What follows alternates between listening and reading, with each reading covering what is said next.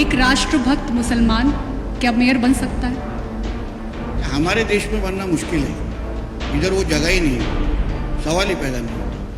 ಈ ಪ್ರಶ್ನೆಯನ್ನು ಕೇಳಿದ್ದು ಬೇರಾರು ಅಲ್ಲ, NDTV ಆಂಕರ್. ಯಾರಿಗೆ ಅಂದರೆ ಮಹಾರಾಷ್ಟ್ರದ ಸಚಿವ ನಿತೀಶ್ ರಾಣೆಗೆ. ಓರ್ವ ರಾಷ್ಟ್ರಭಕ್ತ ಮುಸ್ಲಿಂ ಮುಂಬಯಿಯ ಮೇಯರ್ ಆಗಬಹುದಾ ಎಂಬುದು ಪ್ರಶ್ನೆ. ಸಾಧ್ಯವೇ ಇಲ್ಲ ಎಂಬುದು ರಾಣೆ ಅವರ ಖಡಕ್ ಉತ್ತರ.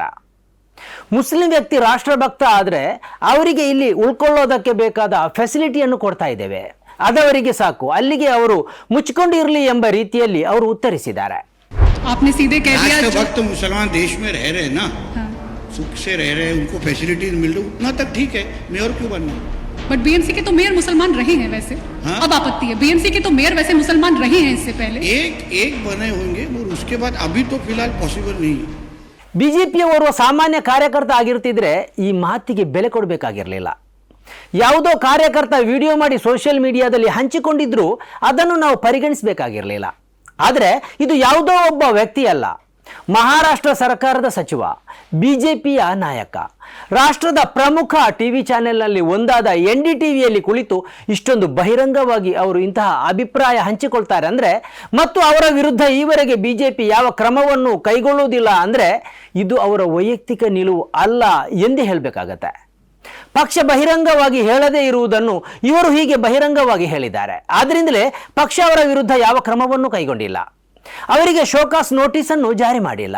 ನಿಮ್ಮ ಬೆಂಬಲದಿಂದಲೇ ನಾವು ಈ ಹಂತಕ್ಕೆ ಬೆಳೆದಿದ್ದೇವೆ. ನಮಗೆ ಇನ್ನಷ್ಟು ಬೆಳಿಬೇಕಾಗಿದೆ, ಇನ್ನಷ್ಟು ಸತ್ಯ ಸುದ್ದಿಯನ್ನು ನಿಮ್ಮ ಜೊತೆ ಹಂಚಿಕೊಳ್ಳಬೇಕಾಗಿದೆ. ಆದ್ದರಿಂದ ಸನ್ಮಾರ್ಗ ನ್ಯೂಸ್ ಚಾನೆಲನ್ನು ಸಬ್ಸ್ಕ್ರೈಬ್ ಮಾಡುವ ಮೂಲಕ ಮತ್ತು ಸನ್ಮಾರ್ಗ ನ್ಯೂಸ್ ಚಾನೆಲ್ನ ಎಲ್ಲ ಕಾರ್ಯಕ್ರಮವನ್ನು ನಿಮ್ಮವರು, ನಿಮ್ಮ ಕುಟುಂಬಿಕರು ಮತ್ತು ಗೆಳೆಯರೊಂದಿಗೆ ಹಂಚಿಕೊಂಡು ಅವರಲ್ಲೂ ಸಬ್ಸ್ಕ್ರೈಬ್ ಮಾಡುವಂತೆ ವಿನಂತಿಸುವ ಮೂಲಕ ನಮ್ಮನ್ನು ಬೆಂಬಲಿಸಿ. ವೀಕ್ಷಕರೇ, ಇದು ಎಡಿಟರ್ ಸ್ಪೀಕ್. ಭಾರತ ಎಲ್ಲ ಧರ್ಮೀಯರಿಗೂ ಆಶ್ರಯ ಒದಗಿಸಿದ ಉದಾರ ಸಂಸ್ಕೃತಿ ಇರುವ ರಾಷ್ಟ್ರ. ರಾಣೆ ಅವರು ಒಪ್ಪಿದ್ರೂ ಒಪ್ಪದಿದ್ರೂ ಈ ದೇಶದ ಈ ಹೆಗ್ಗಳಿಕೆಯನ್ನು ತಿರಸ್ಕರಿಸಲು ಯಾರಿಂದಲೂ ಸಾಧ್ಯ ಇಲ್ಲ. ಈ ದೇಶದಲ್ಲಿ ಮುಸ್ಲಿಮರು ರಾಷ್ಟ್ರಪತಿಯಾಗಿದ್ದಾರೆ, ರಾಜ್ಯಪಾಲರಾಗಿದ್ದಾರೆ, ಮುಖ್ಯಮಂತ್ರಿಯಾಗಿದ್ದಾರೆ, ವಿಜ್ಞಾನಿಯಾಗಿದ್ದಾರೆ, ಮೇಯರ್ ಆಗಿದ್ದಾರೆ, ಸಂಸದರಾಗಿದ್ದಾರೆ, ಶಾಸಕರಾಗಿದ್ದಾರೆ. ಇದೀಗ ರಾಣೆ ಅವರ ಮಾತು ಈ ಇಡೀ ಬೆಳವಣಿಗೆಗೆ ಬಿಜೆಪಿಯ ಸಮ್ಮತಿ ಇಲ್ಲ ಎಂದು ಹೇಳಿದಂತಾಗಿದೆ.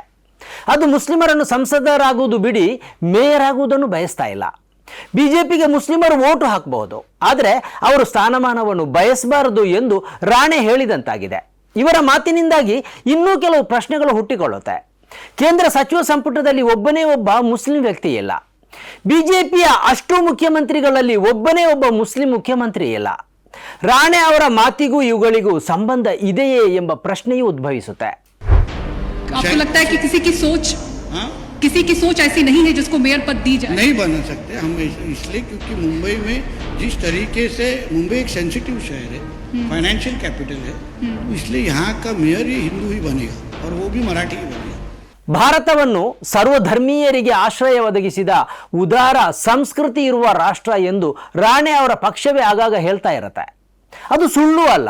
ಆದರೆ ಅಮೆರಿಕದ ನ್ಯೂಯಾರ್ಕ್ ನಗರದ ಮೇಯರ್ ಓರ್ವ ಮುಸ್ಲಿಂ ಆಗ್ತಾರೆ, ಲಂಡನ್ನಿನ ಓರ್ವ ಮೇಯರ್ ಮುಸ್ಲಿಂ ಆಗ್ತಾರೆ. ಆದರೆ ಉದಾರವಾದಿ ರಾಷ್ಟ್ರವಾಗಿರುವ ಭಾರತದಲ್ಲಿ ಮುಸ್ಲಿಂ ವ್ಯಕ್ತಿ ಮೇಯರ್ ಆಗಬಾರದು ಎಂದು ರಾಷ್ಟ್ರವನ್ನಾಳುವ ಪಕ್ಷದ ನಾಯಕನೇ ಹೇಳೋದಾದರೆ ಉದಾರವಾದಿ ರಾಷ್ಟ್ರ ಯಾವುದು ಎಂಬ ಪ್ರಶ್ನೆಯೂ ಹುಟ್ಟಿಕೊಳ್ಳುತ್ತೆ. ನಿಜವಾಗಿ ಸಬ್ಕಾ ಸಾಥ್ ಸಬ್ಕಾ ವಿಕಾಸ್ ಎಂಬ ಘೋಷಣೆಯಲ್ಲಿ ಹಿಂದೂ ಮುಸ್ಲಿಂ ಸಹಿತ ಎಲ್ಲರೂ ಒಳಗೊಳ್ಳುವ ಭಾವ ಇದೆ. ಈ ಸ್ಲೋಗನ್ ಅನ್ನು ದೇಶಕ್ಕೆ ಕೊಟ್ಟಿದ್ದು ಇದೇ ರಾಣೆ ಅವರ ಪಕ್ಷ. ಆದರೆ ಅವರ ಈ ಹೇಳಿಕೆ ಈ ಸ್ಲೋಗನ್ನಿಗೆ ಸಂಪೂರ್ಣ ವಿರುದ್ಧವಾಗಿದೆ.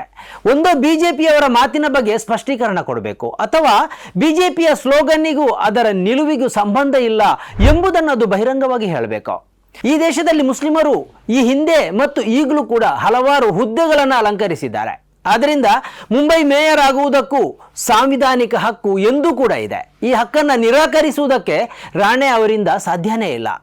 ಆದರೆ ಅವರ ಪಕ್ಷದ ವ್ಯಕ್ತಿ ಮೇಯರ್ ಆಗಲಾರರು ಎಂಬುದನ್ನು ಅವರು ಸ್ಪಷ್ಟಪಡಿಸಿದ್ದಾರೆ.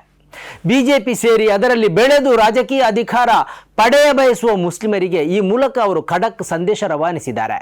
ಮಾತ್ರ ಅಲ್ಲ, ಈ ದೇಶದ ಉದಾರವಾದಿ ನಿಲುವಿಗೆ ಕಳಂಕ ಬರುವಂತೆ ವರ್ತಿಸಿದ್ದಾರೆ. ಸ್ನೇಹಿತರೆ, ನಿಮ್ಮ ಅದ್ಭುತ ಬೆಂಬಲದಿಂದ ಸನ್ಮಾರ್ಗ ನ್ಯೂಸ್ ಚಾನೆಲ್ ಈಗ 2 ಲಕ್ಷ ಸಬ್ಸ್ಕ್ರೈಬರ್ಗಳನ್ನು ದಾಟಿದೆ.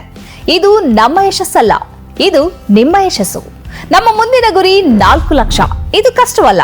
ನೀವು ಮಾಡಬೇಕಾದದ್ದು ಸಿಂಪಲ್. ನೀವು ಸನ್ಮಾರ್ಗ ನ್ಯೂಸ್ ಚಾನೆಲ್ ವಿಡಿಯೋವನ್ನ ನಿಮ್ಮ ಸ್ನೇಹಿತರಿಗೆ, ಕುಟುಂಬದವರೊಂದಿಗೆ ಹಂಚಿಕೊಳ್ಳಿ ಮತ್ತು ಅವರಲ್ಲೂ ಸಬ್ಸ್ಕ್ರೈಬ್ ಮಾಡಲು ಹೇಳಿ. ನೀವು ಶಕ್ತಿಯನ್ನು ಕೊಡಿ, ನಾವು ನಿಖರ ಸುದ್ದಿ ಕೊಡ್ತೇವೆ. ಧನ್ಯವಾದಗಳು.